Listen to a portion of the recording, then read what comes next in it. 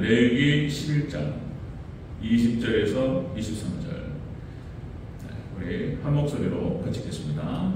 함께 합동합니다. 시작. 날개가 있고 네 발로 기어 다니는 곤충은 너희가 혐오할 것이라되 다만 날개가 있고 네 발로 기어 다니는 모든 곤충 중에 그 발에 뛰는 다리가 있어서 땅에서 뛰는 것은 너희가 먹을지니 곧 그 중에 메뚜기 종류와 배짱이 종류와 귀뚜라미 종류와 팥종이 종류는 너희가 먹으려니와 오직 날개가 있고 기어다니는 곤충은 다 너희가 혐오할 것이니라. 아멘. 네, 인사하겠습니다. 권영 교수님. 네, 예수님의 은혜 평강이 넘치시기를 축원합니다. 아멘. 오늘 함께 읽으신 레위기 11장 20절에서 23절. 오늘 본문을 토대로 곤충류 먹는 법의 영적 의미라는 제목으로 말씀드렸습니다. 곤충류 먹는 법의 영적 의미. 지난주에 우리가 나눴던 말씀 확인하고 바로 들어가겠습니다. 먹지 말아야 할 조류. 의미 이렇게 했죠. 첫 번째로 죽은 시체를 먹는 조류들.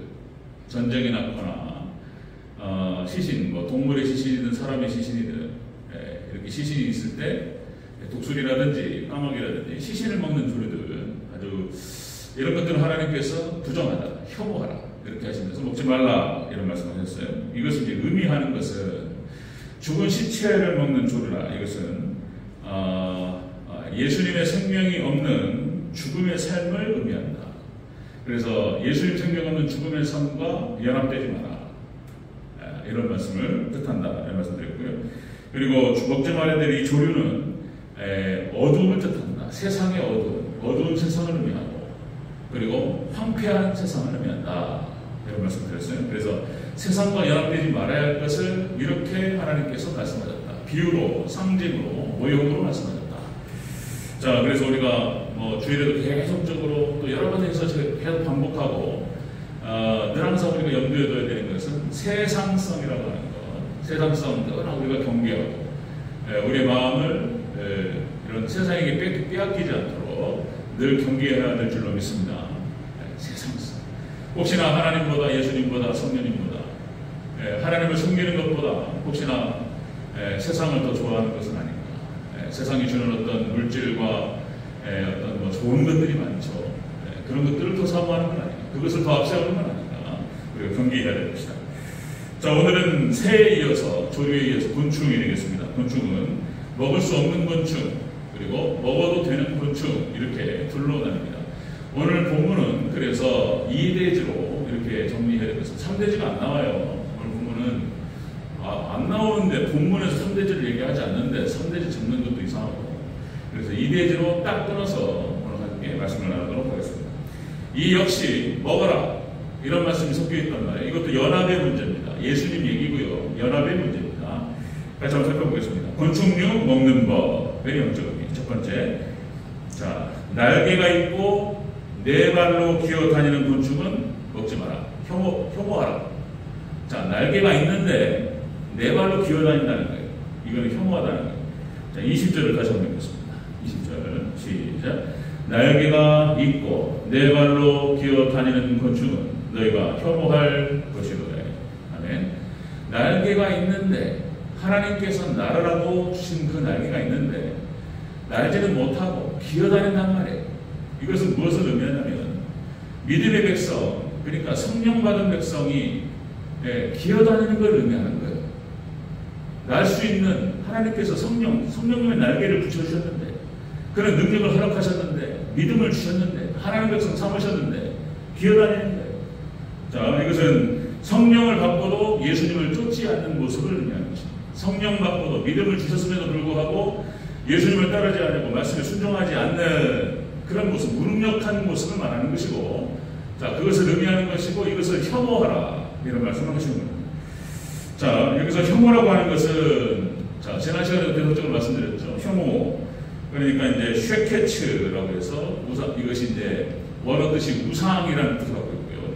이게 혐오할 것, 우상, 배설물들 참 그죠? 냄새나고 이런 것들 묻어버려라. 배설물들 혐오하라. 그리고 지난 시간에 말씀드렸듯이 혐오할 만한 것들, 뱀, 쥐, 벌레도 하여튼 그 해를 끼치는 벌레들, 그렇죠? 이런 것도 혐오스럽죠. 혐오하라는 거예요, 혐오하라. 그러니까 짐승 고기를 먹을 때나 물고기를 먹을 때나 조류를 먹을 때나 곤충을 먹을 때나 이걸 딱 하나님께서 구분하셨다는 것입니다. 다시 말씀드리면 하나님께서 날개를 허락하셨는데 날개를 가지고 있음에도 불구하고 기어다니는 거예요.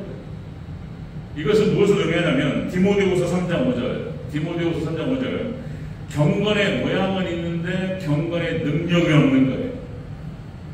이걸 의미하는 거예요. 경건의 모양은 있어요. 뭔가 믿음의 모양은 있고 예배를 드리는 것 같고 뭔가 믿음 하나님 백성이라고 그러고, 그런데 전혀 하나님의 능력이 나타나지 않는 그런 모습. 이것을 또 부정적으로 얘기하면 외식하는 것입니다. 외식하는 것. 하나님의 능력을 부정하는 것, 이런 것이죠. 자, 곤충들을 먹을 때 하나님께서 이렇게 말씀하신 거예요. 날개가 있는데도 불구하고 기어다니는 것들은 혐오스럽고 이것과는 연합하지 마라. 너희는 그것을 추구하지 마라. 벗어나라. 이런 의미가 되겠습니다. 하나님께 날개를 주셨어요. 믿음을 주셨어요. 하나님 백성으로 택하심 받았어요. 그런데 하나님의 능력을 받았음에도 불구하고 하나님의 능력을 펼치지도 못하고 이 땅에서 기어다닙니다. 이런 걸 말하는 거예요.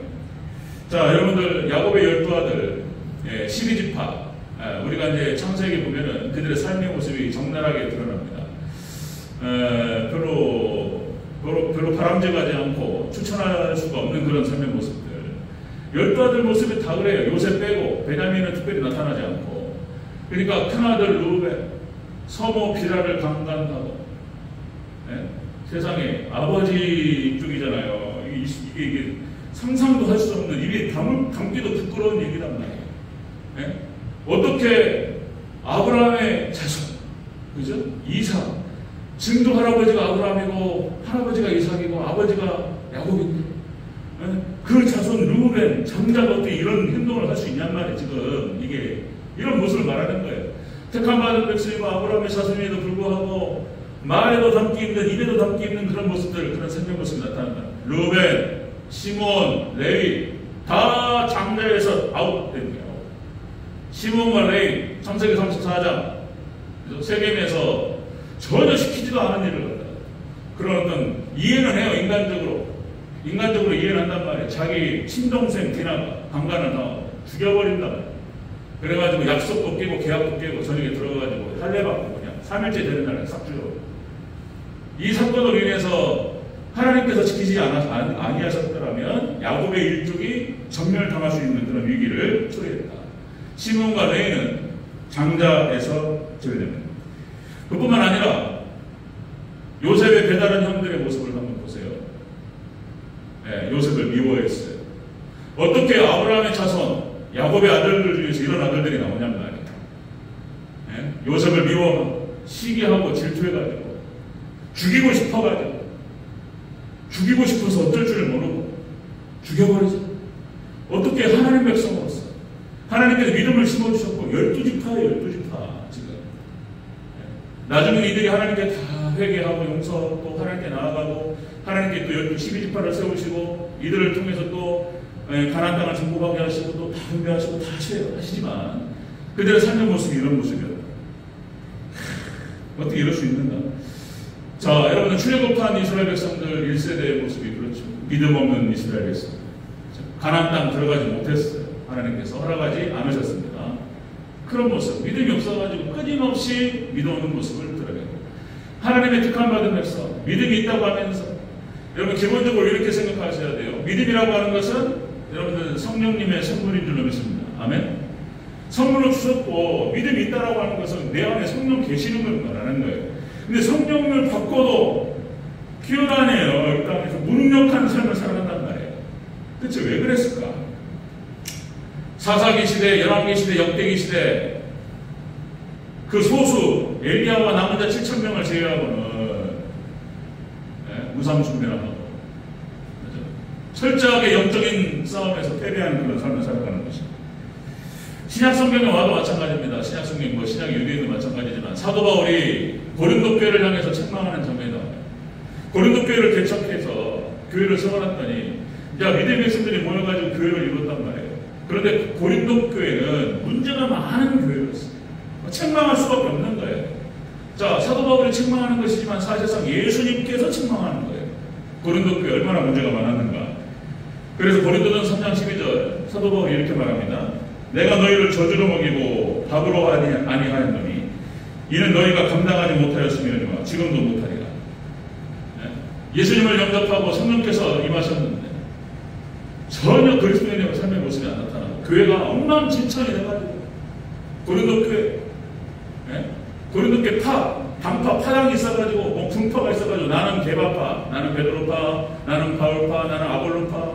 그리고 또 이름을 지을 게 없으니까 나는 그리스도파 해가지고 파를 나눠가지고 싸웠어요. 당짓고. 하나님 분명히 말씀하세요. 당짓지 마라. 그런데 오늘날 교회 모습이 문제가 많죠. 이 땅에 있는 교회는 문제가 많아요. 교회마다 좀 큰 교회는 거의 99%라고 할까요? 안 그러면 좋겠는데 이 파가 있어요. 파가. 박장로님 파. 박장님 계시니까요. 최장로님 파. 이장로님 파. 예를 들어서 황장로님 파. 이런단 말이에요. 이게. 어려워서. 그래가지고 이게 파가 나뉘어가지고 이렇게 해가지고 싸워요. 절대 안 섞여요. 어디서 그런 일이 벌어지는가? 지금 고린도 교회가 그런 일이 벌어졌다는 거예요. 그 다음에 교회에서 음행의 문제가 벌어요. 간음이 벌어요. 간음. 고린도 교회 음행의 문제가 있었어요.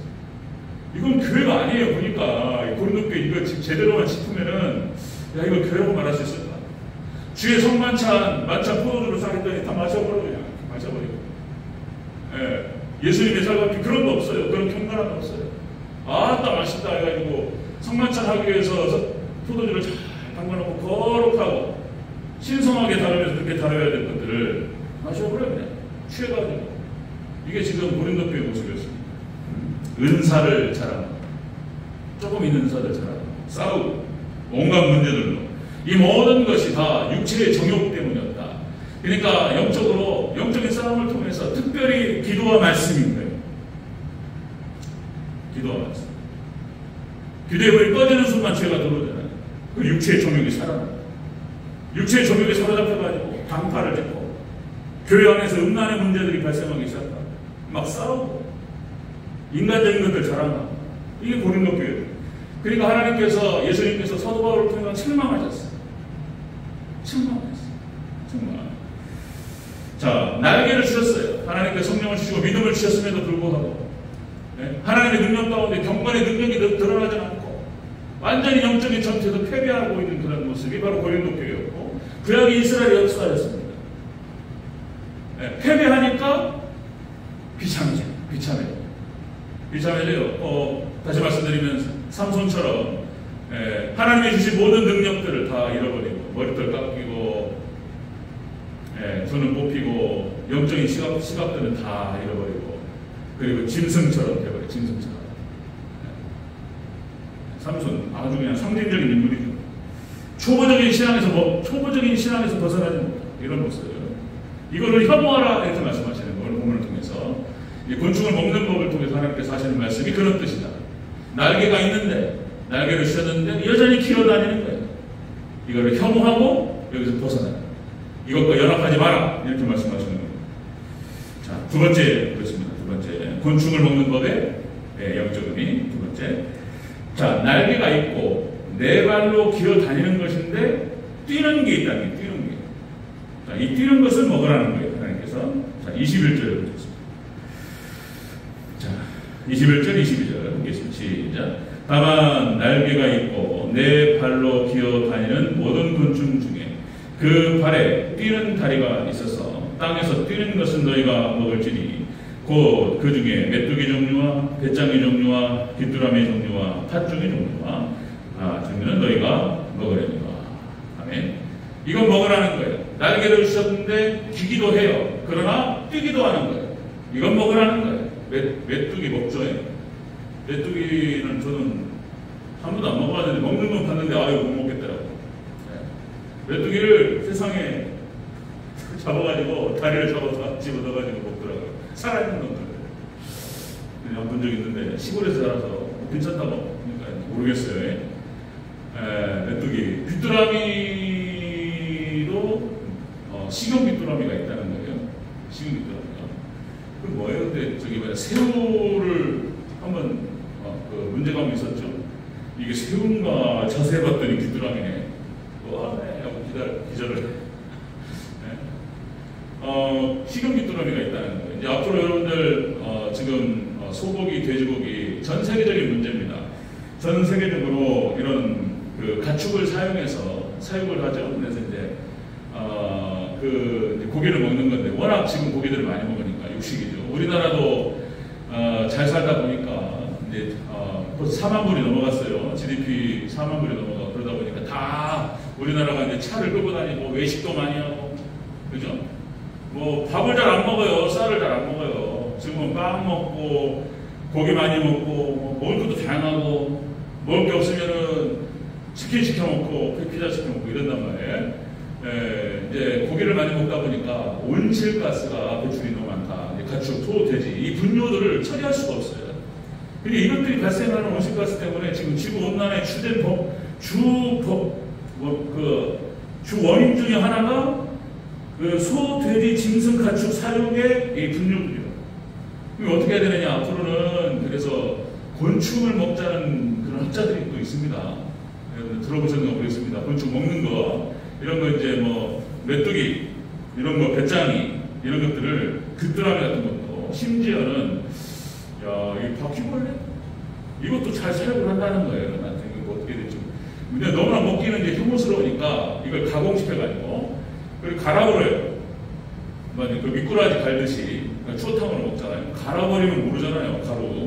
가루 갈아가지고 환으로 만드는 거예요. 환 이렇게 할 수도 있고 뿌려 먹을 수도 있고. 왜냐하면 이 곤충들이 물이 많이 안 들어간다. 그리고 온실가스 배출도 안 하고. 그러니까 이제 앞으로 미래 먹거리로서 이 곤충을 많이 생각해요. 곤충. 그래가지고 이제 곤충 이제 번식도 잘하고. 그래서 이걸 갖다가 잘 가공해서 또 맛있게 만들면 또 괜찮은 거다. 이걸 갖다가 그냥 먹는 건 혐오스럽고 갈아가지고 먹는 방법 분명히 있습니다. 연구하면 분명히 나와요. 자, 이제 그래서 먹는 귀뚜라미가 있고 이런 것 하나님께서 이게 영적인 의미가 있다는 거예요. 이 귀뚜라미, 뭐 메뚜기, 배짱이 이런 것이 이게 뭐냐면은 뛴단 말이에요. 이것이 기기만 하는 것이 아니고 날기도 해요. 그러니까 굉장히 열정적이고 활동적인 의미를 갖고 있어요. 그러니까 이런 의미를 갖고 있는 거예요. 자, 성령을 주셨어요. 하나님께서. 그러면 성령 충만해서 열심을 가지고 뛰어다니는 예수님의 모습을 상징하고 뛰어다니는 성도가 되라 이런 뜻이에요. 이런 뜻을 갖고 있는 거예요. 그러니까 다시 말씀드리면 지금 하나님께서 무슨 뭐 물고기 먹는 것들, 그다음에 고기 먹는 것들, 그다음에 곤충류 이런 것들 하나님께서 기록하게 하시고 이렇게 하신 것은 의미가 있다는 거예요. 의미를 다 모를 뿐이지 정확하게 예수님과 연결시켜서 이 의미들을 파헤쳐야 되는 거예요.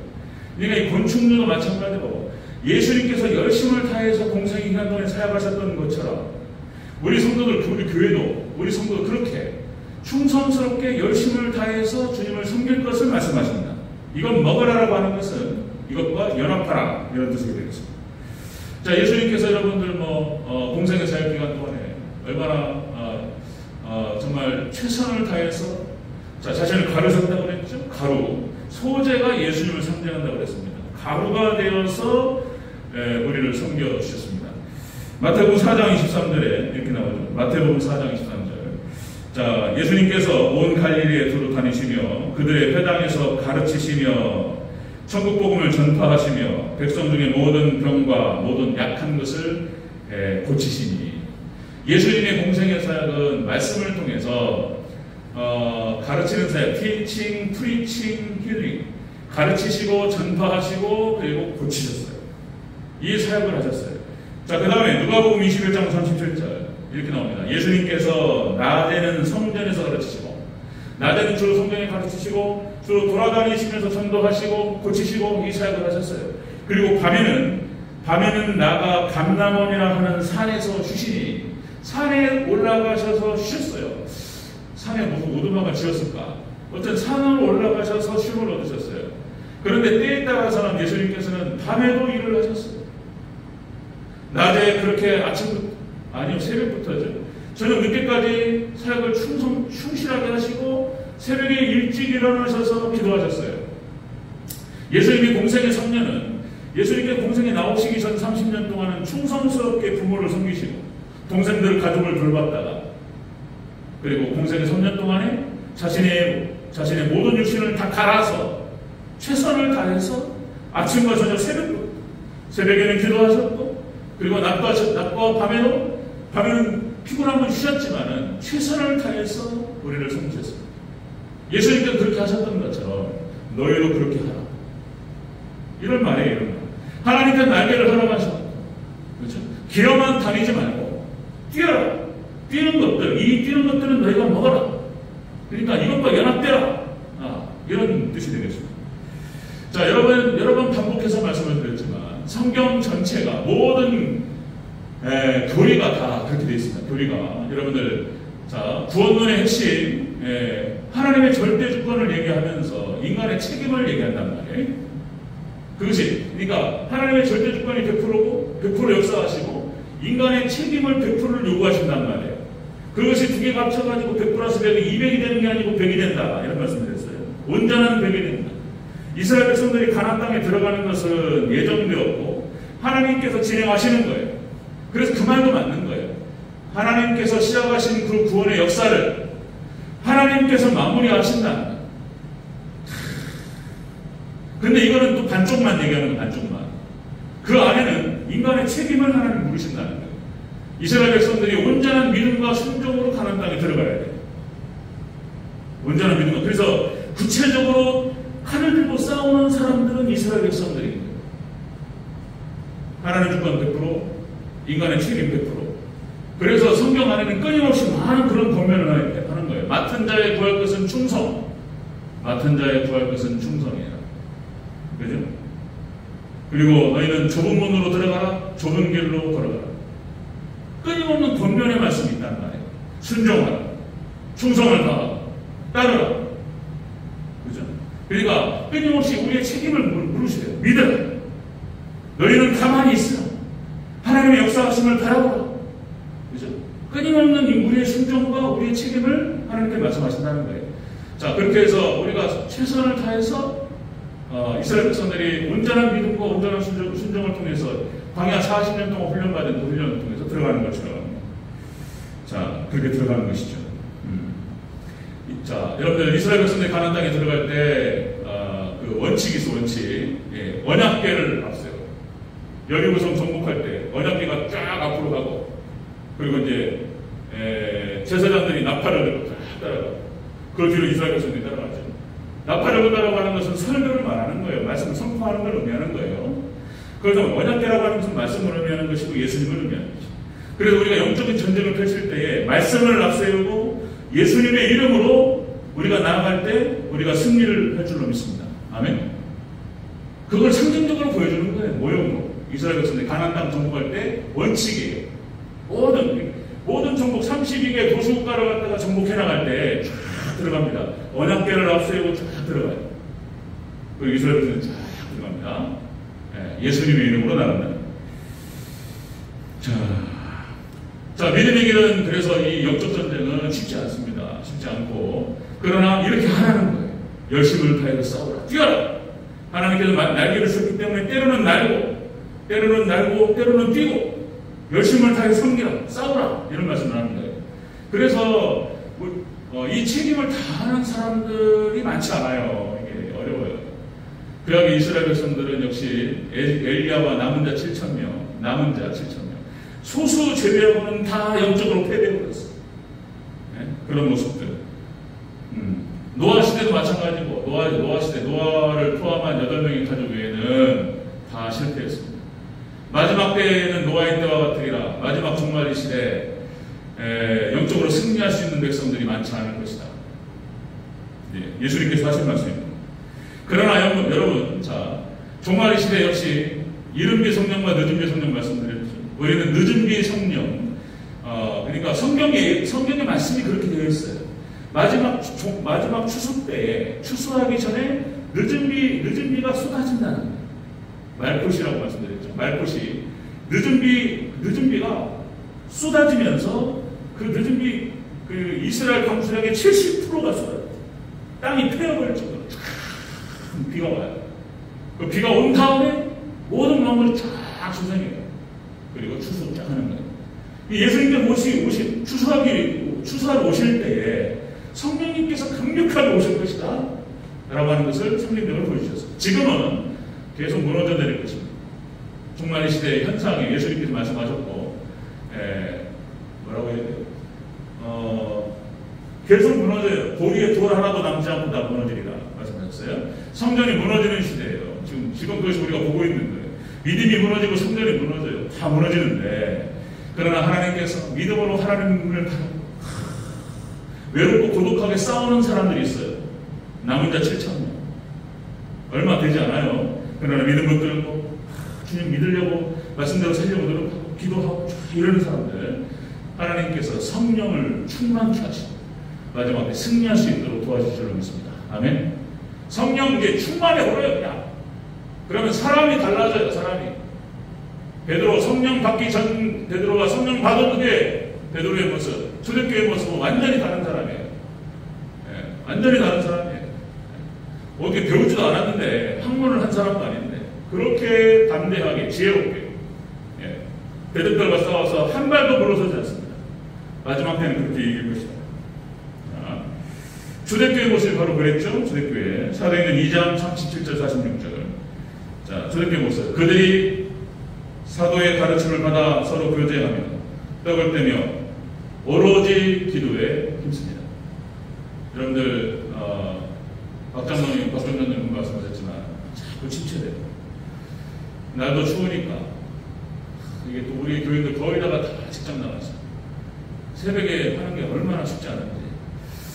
이게 저도 이렇게 세게 좀 땡겨가지고 막 강하게 하면 좋겠는데 저도 참 어려워요. 저 중간에서 어떻게 할지 모르겠어요. 땡기자니 이것도 참 어렵고 놔두자니 이것도 이거 아닌가. 진짜 안 나냐 싶어요. 진짜. 그런데 다시 여러분들 우리가 뭔가 다시 힘을 내고 다시 일어서고 다시 힘을 내고 다시 뛰고, 이것은 여기 그 시발점, 그 시작점은 기도입니다. 기도가 되기 시작하면 그 기도의 은혜와 기도의 능력으로 성령님께서 함께 하셔서 다시 뛰게 될 줄로 믿습니다. 아멘. 자, 날씨가 좀 따뜻해지고 이제 다시 좀 우리 불을 붙였으면 좋겠습니다. 그래서 기도가 살아나고 기도만 되면 저도 마찬가지예요. 저도 기도가 되기 시작하고 기도가 다시 불이 붙기 시작하고 그리고 성도 기도가 옮겨붙기 시작하고 기도만 되면 그러면 다 돼요. 하나님께 지혜도 주시고 또 하나님 도와주시고 또 때로는 도움의 속도도 주시고 뭐 안 되는 거 되게 만들게 하시고 되게 하실 줄로 믿습니다. 저도 기도하고 우리 성도는 다 기도하고. 자, 그렇습니다. 오늘 말씀 정리하겠습니다. 자, 곤충류를 먹는 것 하나님께서 딱 줄로 정하셨어요. 이거는 먹지 말고 이거는 먹어라. 자, 먹어서는 안 되는 것들은 혐오하라 그랬죠. 날개를 주셨음에도 불구하고 여전히 기어다니는 것들, 경건의 모양은 있으나 경건의 능력이 안 나타나는 부정하는 것들, 이거는 혐오하라. 먹지 마라. 연합되지 마라. 이런 말씀하셨고, 두 번째로 날개가 있고 그리고 때로는 기기도 하지만 뛰는 것들, 그렇죠? 이거는 먹어라. 이렇게 하라. 이런 뜻입니다. 그래서 여러분들 열심을 다해서 또 하나님께 충성을 구하면서 최선을 다하는 저와 우리 성도들 되시기를 주님으로 축원합니다.